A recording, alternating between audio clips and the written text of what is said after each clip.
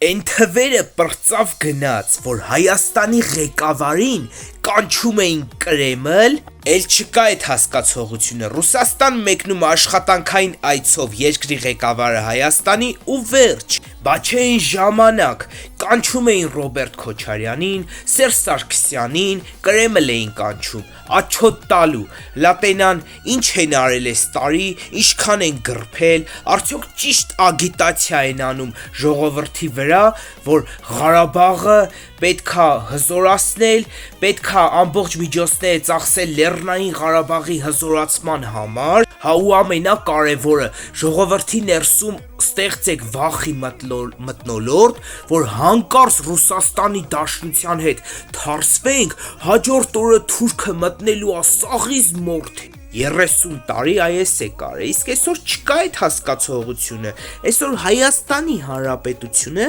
ազատա լիովին, 2026 թվականի ընտրություններից հետո առհասարակ Հայաստանի Հանրապետությունը որևէ կերպ այդ նախկին իշխանությունների մնացորդները, որ մնացել են, էտելա գնալու կորի, Հայաստանի Հանրապետությանը,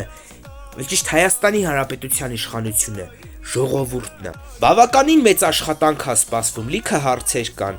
ու ես համոզված եմ, որ լավ է լինելու, որովհետև մեր Աստվածն է մեր հետ ամենակարևորը, կեցե Հայաստանի Հանրապետությունը, կեցենք մենք և Նիկոլ Վարչապ